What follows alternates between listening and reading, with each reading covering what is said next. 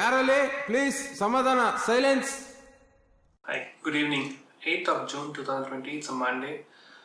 I intentionally didn't upload anything over the last 2 days. Somehow decided on Saturday morning that I will refrain from doing any of this shooting on Saturday and Sunday because I have so many other tasks that I want to do over Saturday and Sunday, like is um, recording this podcast, the stories from Journey to Nature, and also any of the editing things that I have. But I don't know, it didn't go well according to that plan. But my plan is to stay away from doing this on Saturday and Sunday, most probably. But if I'm traveling, I'll see if I can do something about it. But I'll just quickly update you what happened on Saturday and Sunday. Probably I'll just quickly tell you about Sunday because Sunday was that was yesterday.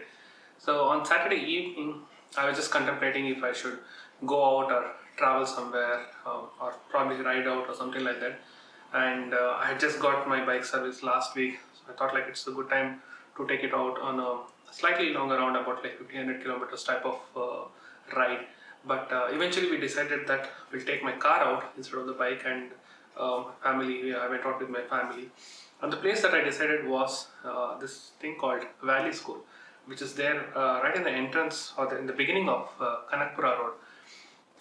This place is there from ages. It's not a new place, or it's not somebody who has discovered it new.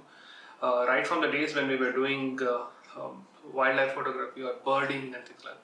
Even from then it is there, and I know a lot of my friends who are there from South Bangalore who usually go there like literally every single weekend because it's so accessible to them. It's like hardly 5-10 minutes drive from their places. So I have not gone there. I don't know, for whatever surprising reasons, I have never gone to this place, though I have gone in that road so many times. And few days back, when I was talking to Ganesh, my friend, and he told that he went there for the very first time and he found the place very promising for photography. And I don't know, it's been a while since I did this Saturday and Sunday morning photography outing. So I thought like, even if it is not photography, let's go out. And Saturday it rained quite a bit, and I anticipated that weather to be a little bit nice. So went out to Valley School. Initially I just put the Google Maps and I went there, and I knew all how the things work. You just had to park the car, put an entry in the check post type of place there, the school security guard, he takes your name, number and all those stuff, and he lets you go. So we just went there and I started walking.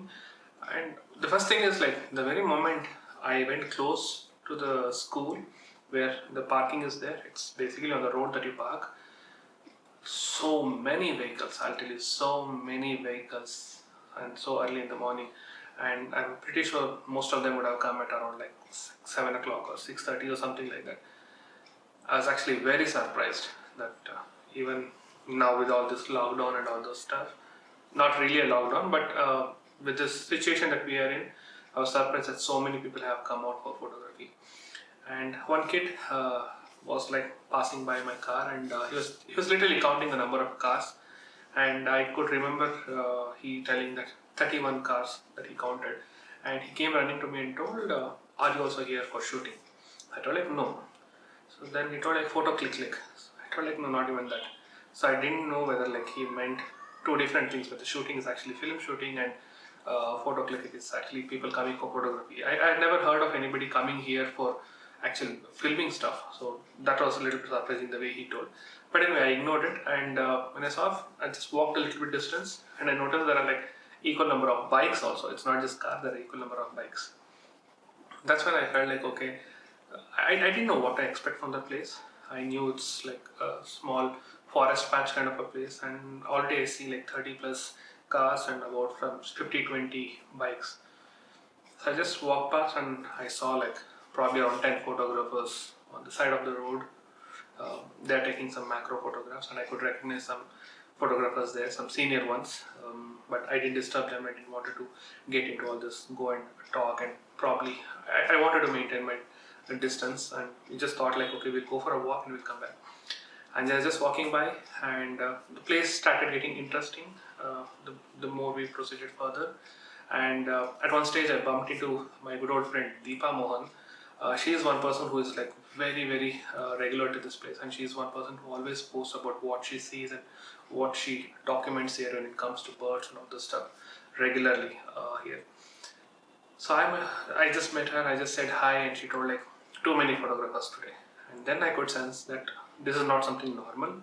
Maybe because people have been in indoors for last few months, and now that the lockdown is over, and people just wanted to come out and at least like come here just in the periphery of the city and start doing some shooting.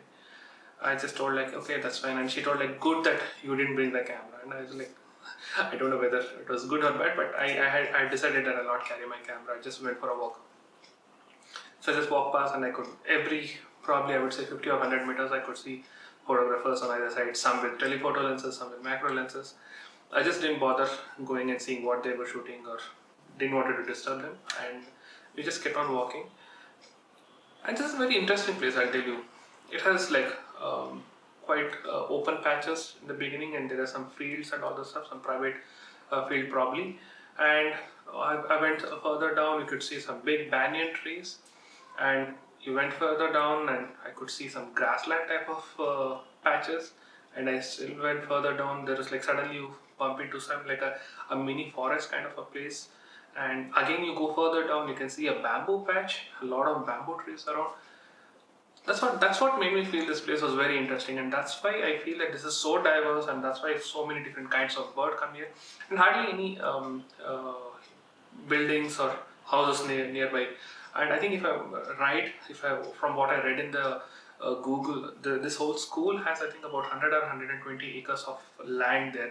I'm not sure if this property belongs to the school or outside, because I could see some fencing between the school and this place. But I'm not really bothered about it. But this patch, it has like variety, and that's why I think so many birds and so many you can find so many insects and things like that, and that's what attracted so many photographers.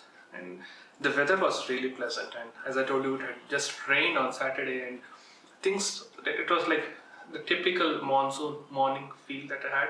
And I think all three of us, we just enjoyed walking, and this was the first time we walked so much since probably last 3-4 months. I don't even recall when was the last time that we actually walked so much. And at one stage when we were returning back, we were actually tired, and unfortunately, like I was with a kid. I don't know if you'd call it unfortunate, but I was with my kid, and she became tired, and I had to lift her and I had to carry her back to the car, and that's when it started showing up. Okay, last 2 to 3 months of being sort of like dormant and sitting inside the house all the time with literally no physical activities. That's when it was started to show up. But I mean, I enjoyed. Nice place. I will definitely want to visit again. Probably with a camera, but I'm not sure if I'll go there with a camera on a week end. But let me see. I have not planned when I'll go next, but I'll definitely want to go back here to see if we can get some photos and some macro stuff and things like that. So that's about my Valley School visit. First time being there, and went there on Sunday morning. I liked it. Now, the other thing that I had planned for Sunday was to come up with a small recording. There's a small contest, that annual contest that happens in my organization, wherein it's kind of an hackathon, which even I have been participating since last, probably I would say, couple of years, and I want to participate this year also.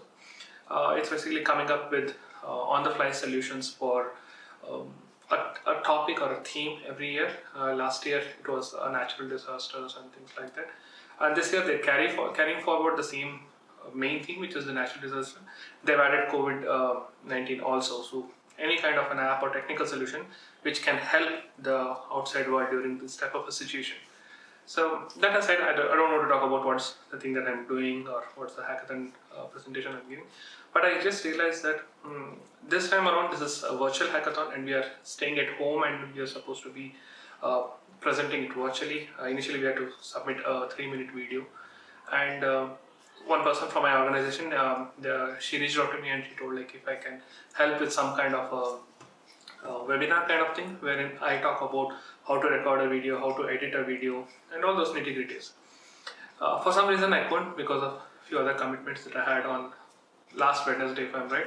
But some other person took care of that particular webinar, and I was asked like whether I can join and ask her a few questions so that she can answer, and those question and answers can be some kind of a pointers for people. but I couldn't join. As I told you, I had a few other meetings and commitments, so I couldn't join that. Eventually, I went through the webinar on Friday, second half, if I'm right. I was totally taken by surprise. I don't know, I'm just telling you, but it was really, really bad. And the way the person was, I would say, introduced, and the way she was introduced in the mailers and all the communications, and probably even in the webinar beginning, I was told that the person who was giving that session was a film director. She has been trained in apparently some film school. I'm not sure, I think it's in Mumbai. But with all due regards and due respect to that film school, but this person was really bad, and she doesn't even know what is a Mac OS, she doesn't even know what is an iOS.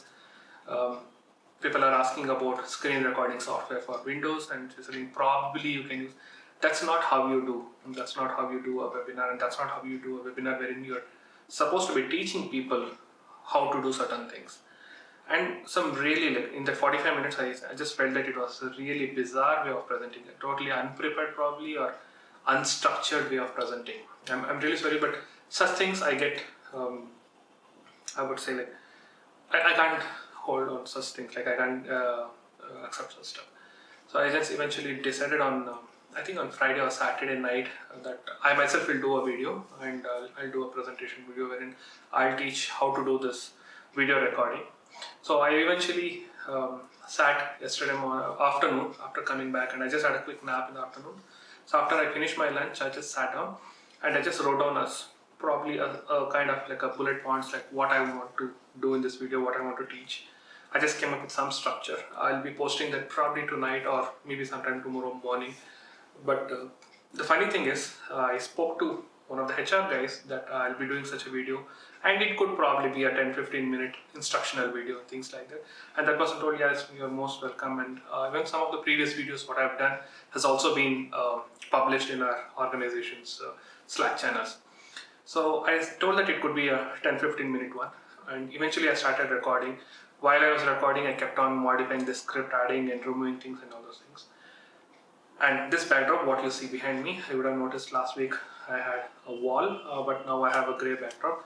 This is all my obsession with making things more presentable. I just left it there, so I just thought, like, let it be there for some more days, and it will help me with this video or some other stuff that I'm doing. And what I initially thought and planned for a 10-15 minute video, now I'm almost 2/3 the way through. I'm done with shooting and editing of 2/3 of the video, and I'm already 30 minutes plus, and there's nothing that I could cut in that video. Absolutely nothing. And that's how much I talk. I think you probably know that's exactly how much I talk. And I somehow like it. If somebody asks me to teach something, and if they want a 2-minute answer, then I'm not the right person. Or probably they say, can you give me a 2-minute answer? I usually end up with a 20-minute answer. And that's what is happening. And I have that last bit of recording to do, which is to do with how to do screen recording and editing on a Windows. I'm just doing that. I am doing on a slightly age-old Acer laptop that I have, which we have not used since a couple of years, if I'm right.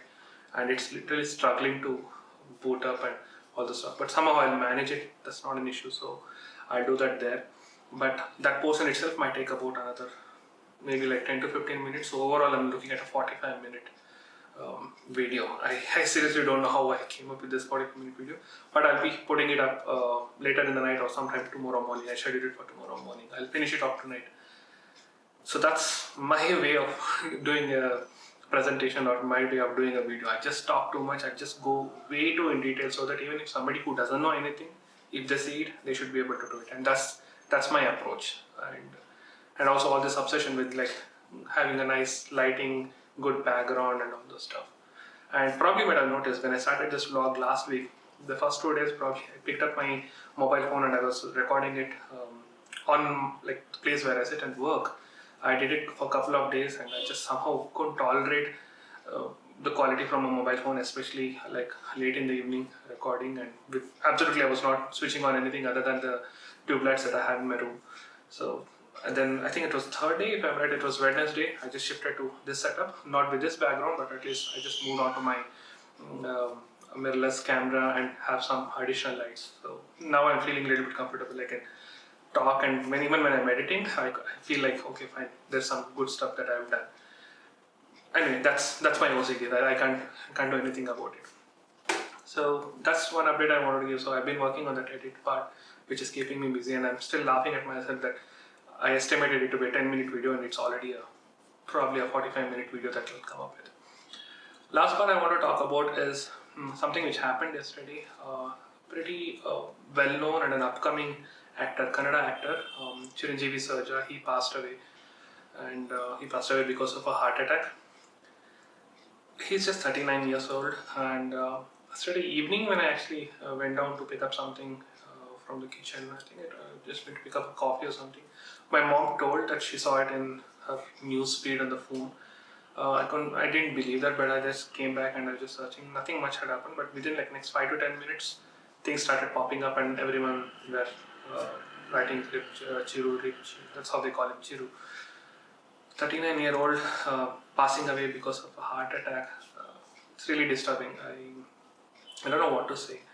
And he's a very young guy. Like 39 is very young. He was pretty young even in the film industry. He was a very promising actor. Like he had done quite a few movies. I'm not sure if I know the exact count, but he was pretty decent. Like I'm not telling he was bad or he was too good, but he was pretty decent. His younger brother is also an actor. Apparently, he's also a hero, and it's bad, like can't help it. And if I'm right, he got married a couple of years back, and I even read in the paper today that his wife is expecting their first kid sometime in the next 1 or 2 months. And